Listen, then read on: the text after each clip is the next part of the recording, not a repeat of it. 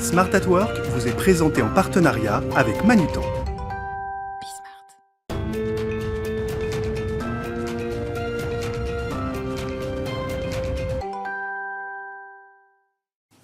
Bonjour à tous, bienvenue dans Smart at Work, votre émission mensuelle autour du concept du bien travailler sur Bismart. Alors ce mois-ci, je vous propose un focus sur la parité en entreprise. Quel est réellement l'état des lieux en France ? Est-ce que les quotas sont un passage obligé ? Quelles actions est-ce qu'on peut mettre en place en entreprise pour faire progresser finalement la parité ? Autant de questions auxquelles on va tenter de répondre aujourd'hui dans Smart at Work en compagnie de mes invités.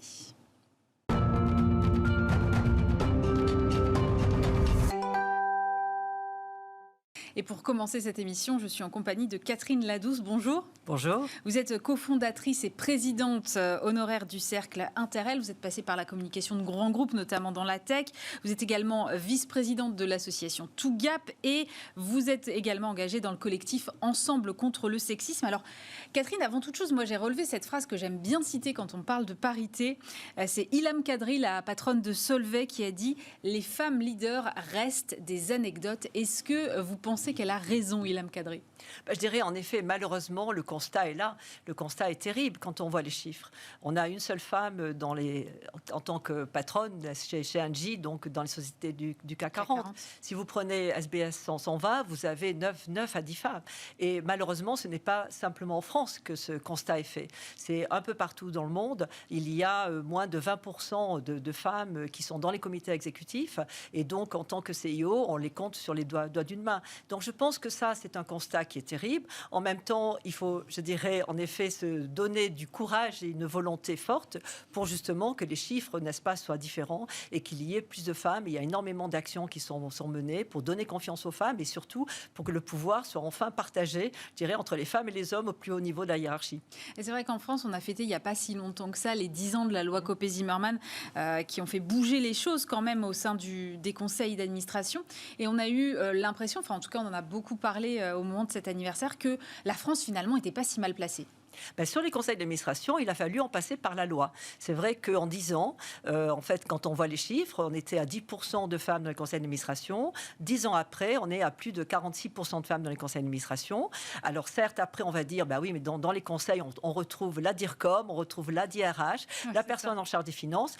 Certes, une analyse plus fine, se dire que tout n'est pas gagné, mais c'est vrai que la France, aujourd'hui, est championne, je dirais, est en tête des pays européens. Donc, ce qui prouve que, en fait, il y a une volonté politique, il y a eu la contrainte de la loi qui a obligé les entreprises à se mettre en ordre de marche.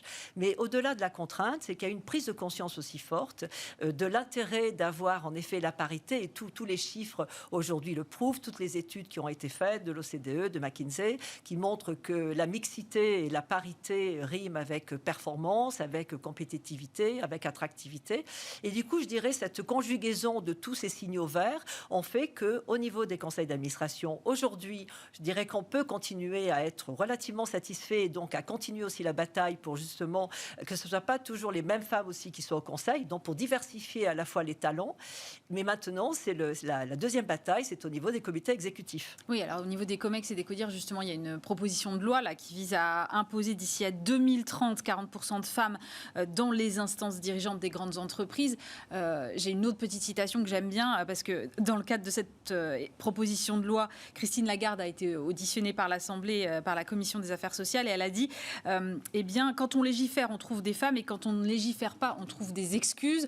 Donc je trouve que c'est assez humoristique, mais c'est sans doute pas complètement faux. Ça veut dire que là, si cette proposition de loi, et elle semble bien partie, va jusqu'au bout, ce qu'on a observé dans les conseils d'administration va pouvoir redescendre aussi ? C'est-à-dire qu'on s'est rendu compte que le ruissellement, c'est le terme consacré, dire en disant on va mettre plus de femmes dans le conseil d'administration, va faire en sorte qu'on aura plus de femmes au comité exécutif. Non, en fait, ce ruissellement n'a pas eu lieu. Donc, il faut en repasser par la loi. Donc, cette proposition de loi sur laquelle, vraiment, je félicite Marie-Pierre Rixain et puis toute son équipe, évidemment, de pouvoir, d'avoir fait adopter cette loi, donc à l'Assemblée nationale, qui est fortement soutenue par le gouvernement, par les ministres actuels. Mais ceci étant, maintenant, elle doit être en lecture au Sénat. Et même si les objectifs, on peut dire, sont finalement, est-ce qu'ils sont très, très ambitieux, hein, c'est 30% de femmes en 5 ans et 40% en 8 ans. Bon, on aimerait, on n'est pas encore à la parité. Hein, il va falloir encore être un peu plus patiente. Mais ceci étant, je dirais, on ouvre la porte et ça permet d'avoir une incitation, et la loi a un rôle très important parce que c'est une contrainte, mais c'est aussi, je dirais, un outil qui va inciter les entreprises à prendre conscience de la réalité, je dirais, de la situation où nous sommes, où en fait on est complètement en déséquilibre par rapport à la société, hein, puisqu'on est 52% de femmes, et en fait quand on regarde qui a le pouvoir, c'est quand même détenu en majorité par les hommes.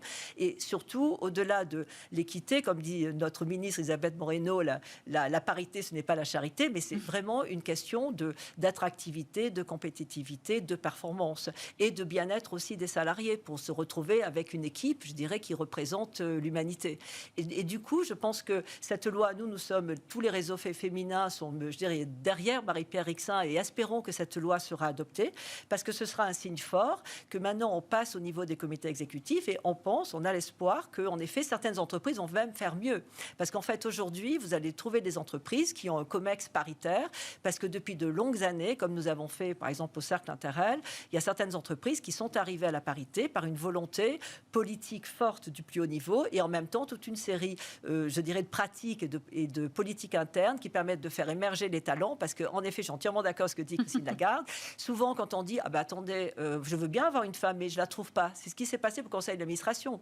Ce qu'il faut, c'est chercher les femmes, parce qu'elles sont là, mais simplement, il faut leur donner confiance, et puis que surtout, les hommes qui détiennent le pouvoir nous fassent confiance. Eh bien, merci Catherine pour ces propos préliminaires. On va tout de suite poursuivre le débat.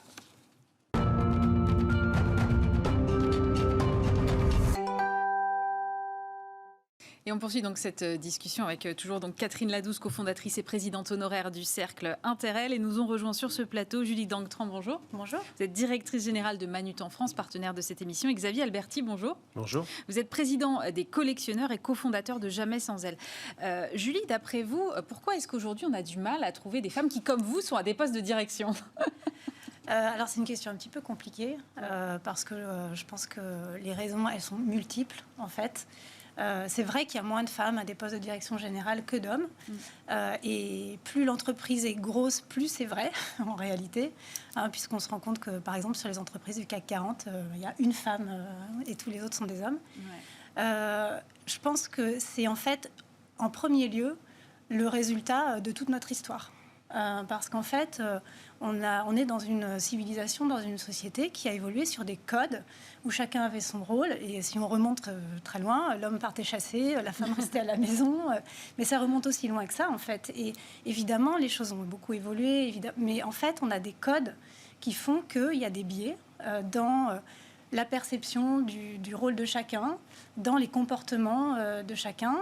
Et donc, quand on en arrive à pourvoir un poste de direction générale, ça influe en fait sur le résultat. Donc, par exemple, moi j'ai 2 exemples en tête assez récents de postes de DG de filiales où on avait des candidates assez naturelles qui étaient des femmes qui ne se sont pas manifestées, en fait, qui n'ont même pas dit moi je pourrais postuler. On était obligé d'aller les chercher et dans les 2 cas, elles nous ont répondu ah mais non mais je suis pas prête. Et parce qu'elles ont l'impression qu'elles ne cochent pas toutes les cases ou qu'en fait, elles ne remplissent pas cette image-là. Donc, bon, comme on a une démarche chez Manutan qui est très proactive sur le sujet, qu'on a une attention particulière à ça, on agit. Mais si on laisse faire, en fait, du coup, on n'identifie même pas les candidates à ces postes-là. Et ensuite, quand on identifie des candidates, il y a aussi ce facteur qu'on appelle les biais inconscients, qui font qu'il y a des études qui le montrent, donc ce n'est pas juste l'observation de l'existant, il y a des études qui montrent qu'à CV équivalent, à compétences équivalentes, on va avoir tendance à plutôt choisir l'homme que la femme, au moment de prendre la décision. Il y a des facteurs qui vont rentrer en compte, dont on ne se rend pas forcément compte, en fait, et qui font qu'on fait ces choix-là. Catherine Ladouce, pourtant, au niveau du recrutement, c'est que la fonction de DRH, par exemple, est assez féminine, on va dire. Il n'y a pas de de soutien de femme à femme, en fait, à ce niveau-là? Ça se passe pas comme ça? Moi, je crois qu'il y a une solidarité entre les femmes, parce qu'en effet, c'est aussi un piège aussi d'imaginer que justement les femmes ne vont pas être solidaires les unes avec les autres. Mais je pense c'est vrai qu'il y a toute une série de moyens pour attirer les femmes. Je vais prendre un exemple très très concret. Nous travaillions chez Lenovo à l'époque sur les job descriptions, enfin la description de poste. Je vous assure que quand on va chercher quelqu'un, et si on met toute une série de mots qui sont très masculins, disons associés à la compétition, etc.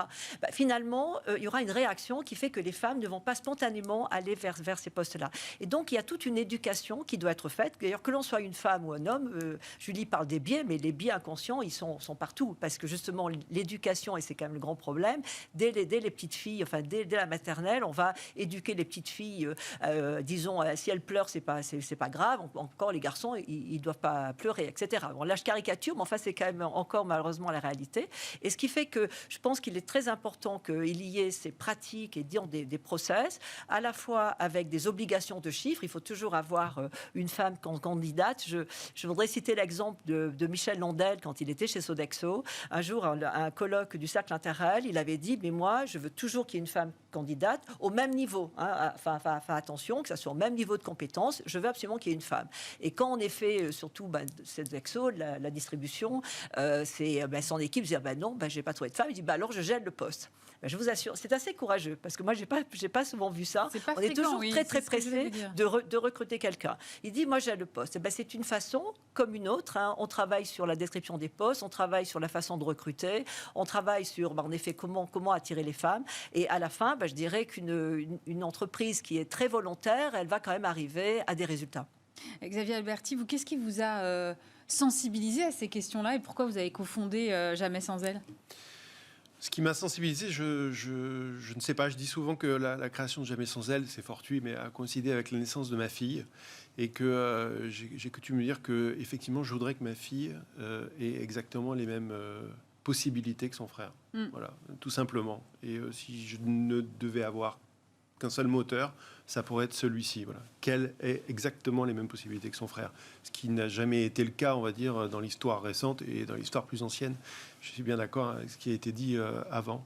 Et la création de Jamais sans elle, elle s'est faite sur une prise de conscience d'hommes et de femmes, dirigeants d'entreprise pour la plupart, de leurs propres responsabilités et de notre capacité à faire bouger les lignes en prenant un engagement très simple, qui est de ne participer à aucun événement public, médiatique, où il n'y aurait pas de femmes, voilà, où il n'y aurait que des hommes.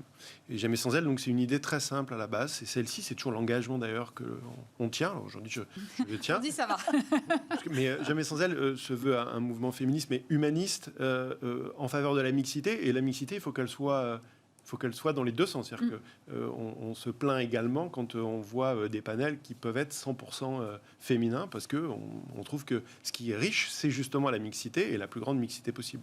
Donc voilà comment est né Jamais sans elle, de cet engagement-là, pris par des dirigeants d'entreprise, des dirigeantes d'entreprise, et puis par des hommes politiques, puis par des administrations, et puis par des groupes avec qui on a co-construit des chartes. Le premier d'entre eux a été le groupe Microsoft France, sous l'impulsion de Carlo Porasanta, qui a fait un boulot formidable et qui nous a permis d'entrer dans cette logique de charte co-construite avec des entreprises. J'ai même signé avec ma propre entreprise cette charte-là, de manière à faire percoler, à faire redescendre ces pratiques de mixité dans les entreprises, dans les comités projets, dans les instances de direction, dans la communication des entreprises, dans tout ce qui a trait à la mise en commun des hommes et des femmes, que ce soit à l'interne et à l'externe.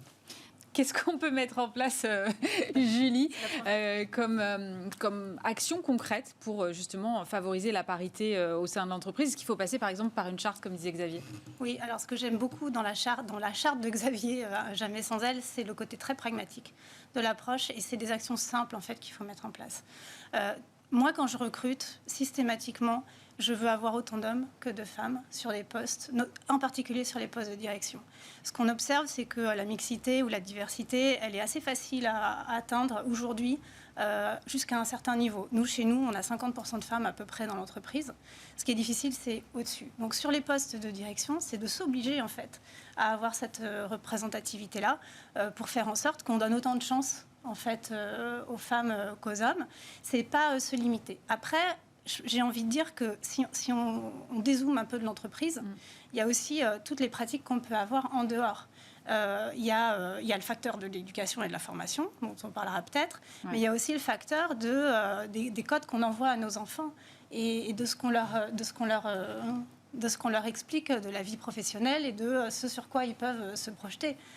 Moi, j'ai 3 garçons. Ça commence par là, en fait.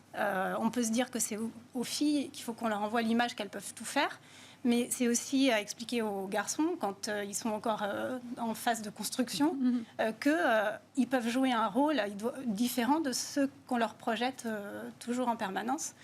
Après, moi, à titre personnel, ayant la situation que j'ai aujourd'hui, je pense que je leur renvoie bien cette image-là. Néanmoins, les biais sont quand même très, très présents à l'école, dans l'environnement social, à l'école jusqu'au lycée et après. Et puis après, sur les formations, c'est sûr que dans les métiers scientifiques, on voit qu'il y a quand même encore beaucoup moins de femmes, de filles que de garçons. Si on a plus de 50% de filles dans le secondaire, il y en a moins de 30% dans les écoles d'ingénieurs. Et on sait que quand même, c'est les écoles d'ingénieurs qui débouchent sur les postes à plus haut niveau à terme. Donc déjà, au début, on a un funnel qui est plus faible. Et donc, je pense que, pour revenir à votre question, il faut aussi diversifier sa façon de recruter et sortir un peu des standards qu'on peut avoir et se dire, pour ce type de poste, il faut avoir fait cette formation. Je pense qu'il faut aussi passer par là. Alors, il faut encourager les filles à faire des métiers scientifiques, mais il faut aussi se dire qu'on peut atteindre des postes élevés et à responsabilité en ayant fait d'autres études que des études scientifiques. Pourquoi pas ? Puisqu'en fait, quand on est directeur général, il faut avoir une palette de compétences large. Et pourquoi ne pas aussi ouvrir sa sélection dans ce sens-là ? Xavier, comment est-ce que vous mettez ça en pratique du coup dans votre propre entreprise sur ces questions de recrutement ? Vous avez changé vos standards ?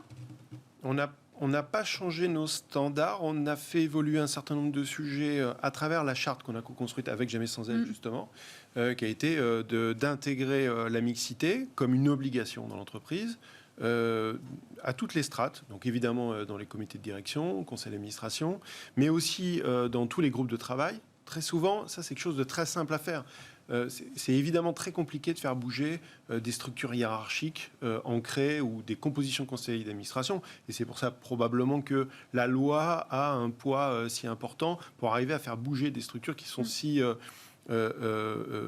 verrouillées, quoi. Ouais, verrouillées, exactement, je vous remercie. En revanche, il y a des choses qui sont simples à faire dans l'entreprise. Dire que quand on fait un groupe de travail, un comité projet, il y a forcément des hommes et des femmes, voire une gouvernance partagée du projet entre un homme et une femme. C'est encore une idée qui peut permettre d'avancer. De reprendre l'idée de Michel Landel, ça a été fait dans certaines chartes Jamais sans elle, de toujours avoir effectivement un homme et une femme en proposition de CV sur un recrutement. C'est par ces actions-là, et en particulier quand elles sont portées par des hommes et mises en avant par des hommes, qu'on se rend compte qu'on arrive à faire bouger la totalité de l'édifice. C'est pour ça que Tatiana Salomon, la présidente de Jamais sans elle, dit toujours que notre féminisme est un humanisme, parce que c'est une histoire qui dépend des femmes et des hommes, et que c'est l'action conjointe des deux et le fait de les marier, sans jeu de mots, en permanence dans la décision, dans l'action, qu'on fait vraiment bouger les choses et que les lignes de la société, les ancrages, les biais bougent ou disparaissent de manière à mettre en place des pratiques qui sont beaucoup plus vertueuses. Catherine, moi j'ai l'impression quand même qu'il y a énormément de choses qui se sont passées depuis 10 ans, qu'il y a même peut-être une phase d'accélération sur ces questions de parité. On parlait tout à l'heure de la loi Copé-Zimmermann, il y a cette loi qui est en discussion en ce moment au Sénat. On a eu la mise en place de l'index de l'égalité homme-femme. L'index Pénicaud qui a quand même fait bouger beaucoup de choses, enfin je crois. Il y a aussi donc des questions probablement de revisiter le congé paternité pour que davantage d'hommes puissent s'en saisir. Est-ce que c'est comme ça, par des initiatives à la fois privées, on le voit dans ces deux entreprises-là, mais aussi par des grandes initiatives publiques, qu'on va arriver finalement à avoir un vrai mouvement de masse? C'est-à-dire que c'est un enjeu privé-public, c'est un enjeu de la société, comme vient de le dire Xavier. Bon, et il est vrai que ça fait pas, enfin ça fait, la loi compte, mais ce n'est pas que la loi. Donc en fait, c'est vraiment une conjonction de volonté stratégique, politique, de la contrainte à un moment donné, parce qu'on se rend compte justement que ça passe pas, que l'éducation est là, que les biais inconscients. Et je pense qu'il y a une prise de conscience plus forte, je dirais. Nous, on a créé le cercle intérêt il y a 20 ans. Donc ça fait 20 ans que certaines entreprises, je dirais, ça s'attache à féminiser leur direction et féminiser leurs équipes, parce qu'évidemment, on part, comme le disait Julie, dans la tech, on est déjà, quand on est à 30% de femmes, on se dit, vraiment, on a déjà gagné sur les salariés. Alors évidemment, on se dit, c'est encore plus difficile de les faire monter dans les hiérarchies. Mais en fait, aujourd'hui, je dirais qu'il y a cette urgence, parce qu'il y a le développement de l'intelligence artificielle, parce qu'il y a la technologie partout, et on se rend compte que les femmes ne sont pas là. Et donc, c'est là où je pense qu'il y a une prise de conscience très, très forte de la société. On peut... disons, espérer qu'on va aller plus vite, parce que quand même, ça fait longtemps qu'on attend. Hein. Donc, on peut espérer qu'on va aller plus vite, parce qu'en fait, on se rend compte que, notamment, si on prend l'exemple des filières scientifiques, ce n'est pas une fatalité que les jeunes filles, par exemple, ne s'intéressent pas aux sciences. Si vous allez... Moi, j'ai travaillé pour une entreprise d'origine chinoise, où il y avait énormément de femmes dans les labs. La patronne, en fait, du lab intelligence artificielle était une femme. Vous allez en Asie, vous allez en Chine, vous allez en Inde, vous allez même au Moyen-Orient, vous allez trouver beaucoup plus de femmes dans ces filières-là. Pourquoi ? Parce qu'en fait, les métiers sont moins genrés. Parce qu'il y a une explication culturelle, sociale, qui fait que, par exemple, en Inde, c'est un métier plutôt confortable. Elles peuvent travailler de chez elles pour pouvoir, disons, dans le milieu de l'informatique. Bon, il y a toute une série de raisons, mais quelle que soit la raison, ce qui compte, c'est qu'en fait, on a des résultats qui sont qu'on a plus de parité dans les filières scientifiques disons, dans ces régions-là qu'en France, aux États-Unis. Ce qui veut dire que quand même, qu'est-ce qui compte ? C'est l'aspect culturel. Et c'est pour ça que moi, je suis engagée dans cette association qu'on a créée il y a 5 ans, Ensemble contre le sexisme, parce que pour en revenir, on peut avoir toutes les bonnes pratiques du monde, mais si une femme arrive dans un milieu qui va être de toute façon dominé de facto par les hommes, parce que quantitativement dans la tech, il y a plus d'hommes que de femmes. C'est comme ça. Et donc ça, il faut disons, on n'est pas encore arrivé à la parité déjà au niveau des salariés. Et du coup, si on n'a pas éduqué les hommes justement à cette prise de conscience de la diversité, si on n'a pas un management, une vraie politique de la diversité qui va valoriser les différences et qui va chasser justement les stéréotypes, les biais inconscients, qui va lutter contre le sexisme, parce qu'en fait c'est vraiment le sexisme qui est à la racine et qui entrave complètement la liberté des femmes. Et du coup, les entreprises ont la mission de créer un environnement qui soit bienveillant justement pour cette mixité. Donc toute une série de pratiques, mais la culture joue un rôle clé, et je pense que là aujourd'hui la société est vraiment prête à cette mixité. Mais c'est la responsabilité de chacun. Je dirais, en effet, quand on est une mère, quand on est une épouse, quand on est mère de garçon, là, il y a une belle responsabilité aujourd'hui, Julie. Moi, j'ai des petits-fils aussi. Moi, je suis à ce stade-là, et je vous assure que j'espère qu'en effet, la nouvelle génération ne sera pas confrontée aux difficultés que nous avons vécues. Julie, vous y voyez derrière ces questions-là une vraie question de performance et de compétitivité pour l'entreprise ? Oui, tout à fait. C'est la raison pour moi, c'est la raison essentielle pour laquelle on parle de tout ça. C'est la compétitivité de l'entreprise et sa performance, et la performance d'un groupe. Là aussi, il y a des études qui ont été faites sur des groupes de compositions différentes. Et en fait, l'intelligence du groupe n'est pas la somme de l'intelligence de chacun de ses membres, mais c'est la richesse de la diversité qui la compose. Et notamment, donc, diversité à tout point de vue, mais quand on parle de diversité homme-femme, le meilleur équilibre est à 50-50 à peu près. Et en fait, on se rend compte que le groupe est beaucoup plus intelligent et prend de bien meilleures décisions s'il est composé à peu près équitablement d'hommes et de femmes. Pourquoi ? Tout simplement parce qu'en fait, la diversité des points de vue, des sensibilités, des façons d'aborder les sujets apporte cette richesse qui va faire qu'on ne va pas prendre une décision tout de suite sans réfléchir parce qu'on est tous d'accord. Et donc, du coup, on se dit, c'est une bonne décision puisqu'on est tous d'accord. En fait, non. Pour arriver à une bonne décision, il faut confronter des points de vue, il faut réfléchir, il faut peser le pour et le contre. Et pour ça, d'avoir l'apport, en fait, de ces divers points de vue enrichit vraiment ces prises de décision et fait en sorte que le groupe est plus intelligent. Donc, l'entreprise qui profite de ces meilleures décisions est plus performante. C'est prouvé, en fait. Moi, je l'ai vécu dans un codir très équilibré où, en fait, parfois, les décisions sont plus longues. ça peut avoir un petit côté un peu frustrant. Néanmoins, à la fin, on est content parce qu'on sait qu'on a pris des bien meilleures décisions tous ensemble. Voilà, donc c'est un facteur clé et c'est pour ça qu'on est là. C'est pas pour défendre d'autres éléments que celui-là, que de l'équilibre.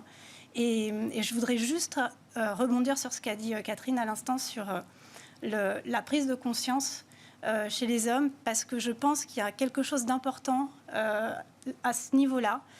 Je pense qu'il n'y a pas forcément une prise de conscience de cet aspect de performance. Et je pense que c'est ça qui va peut-être donner le déclic ou faire la différence, de se dire oui, c'est vrai que si j'ai un COMEX équilibré, j'aurai des meilleurs résultats. Donc c'est aussi un peu pour ça que moi j'aime bien le prendre par cet angle-là, parce que je trouve que à la fin du compte, c'est aussi pour ça qu'on est ici, quoi. Xavier Alberti, vous avez la sensation que les hommes prennent en compte cet enjeu de performance et qu'ils vont s'emparer du sujet et jouer un vrai rôle, ou finalement ça reste encore timide? C'est inégal. C'est inégal parce que ça sera une lutte. Hein. Ça sera une lutte, y compris en soi-même parfois, pour arriver à accepter le fait qu'il faut laisser la place effectivement à la mixité et à la diversité. Et c'est pas si simple. Je pense que ça prendra du temps et qu'il faut probablement plusieurs générations, parce qu'effectivement, il y a des choses qui s'intègrent petit à petit. Je crois aussi que les entreprises, elles ont un rôle à jouer. Je vais dévier un tout petit peu par rapport à Julie. Pas uniquement au nom de la performance, mais aussi parce qu'une entreprise, elle a un rôle dans la société. Moi, je dis qu'elle a un rôle politique au sens premier du terme, pas politicien évidemment, mais au sens où elle doit s'engager pour améliorer la société dans laquelle elle s'inscrit, et que même si il y a une externalité positive évidente au fait d'avoir de la diversité et de la mixité dans une instance de direction, et qu'on est beaucoup plus intelligent effectivement quand on est divers, même si on disait que ce n'était pas le cas et qu'on n'est pas forcément plus intelligent, il faudrait le faire pour une question éthique. Parce qu'il n'est pas normal que les hommes décident entre eux, se cooptent entre eux, se nomment entre eux, et que la réalité, c'est que les femmes sont la moitié de l'humanité, et que donc elles doivent être la moitié de tout, à commencer par les décisions, par la façon dont on pense le monde. Et au nom de ça, l'entreprise doit s'engager aussi, et tant mieux si, en plus de ça, il y a des externalités positives qui peuvent se lire à un moment donné dans le compte d'exploitation ou dans la qualité des décisions qu'on peut prendre ensemble. Merci beaucoup Xavier Alberti. Je rappelle que vous êtes président des collectionneurs et cofondateur de Jamais sans elle. Catherine Ladouze, cofondatrice et présidente honoraire du Cercle Interel. Et Julie Dangtran, directrice générale de Manut en France. Merci d'avoir été avec nous, évidemment. On se retrouve le mois prochain pour un nouveau numéro de Smart at Work sur Bismart. Smart at Work vous a été présenté en partenariat avec Manutan.